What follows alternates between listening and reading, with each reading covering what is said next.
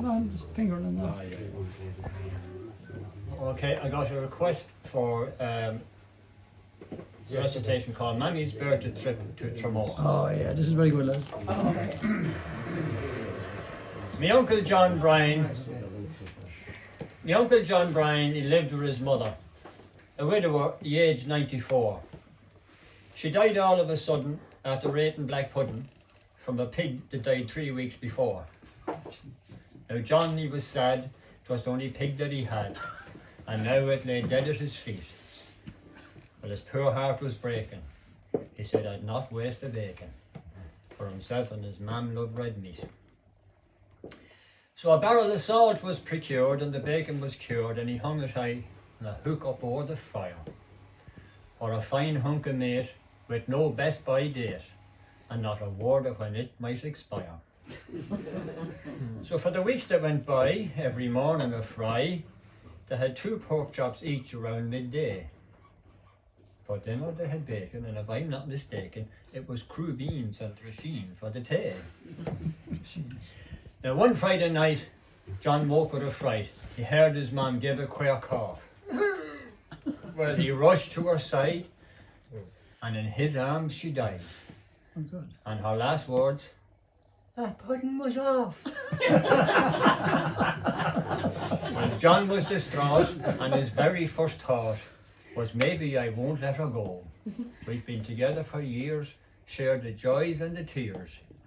So without her, where would I go? At 15 he left school. He was nobody's fool, though not brilliant at figures or words. Through a tutor called Bernie, he learned taxidermy. He could stuff small animals and birds. So armed with this knowledge from St. Kieran's College, John took to the task with great care.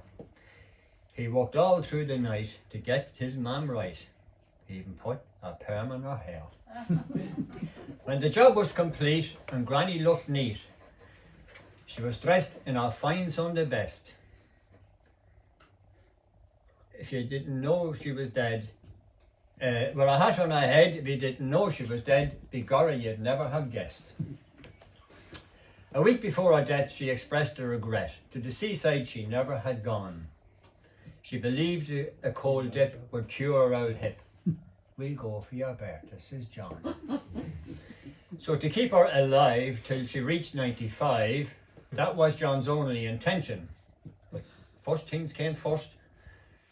John feared for the worst when he went down to town for a pension.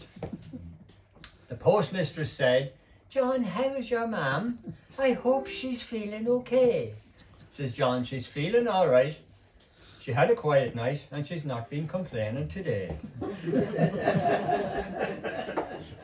On the first Friday in July, John prayed for a dry day, and he brought his mam out to the line. He put her up on a pole where you hang old clothes, and he thought to himself, she looks fine.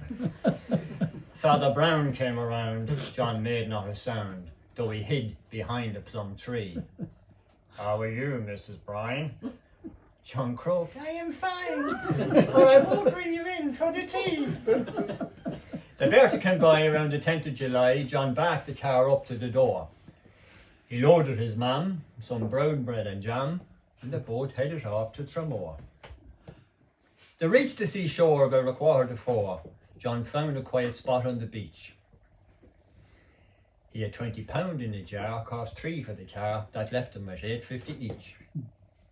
He took out a deck chair, put his mam sitting there as if she was having a nap.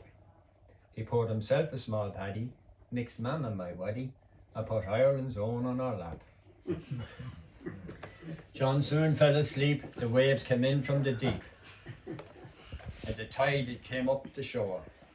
It swirled around Mammy, spilt in my waddy, but John continued to snore. Well, he woke with a shock at around 9 o'clock. The tide it had come and had gone. When the sun it was low, he said, "Mammy, we'll go." But your Mammy was already gone.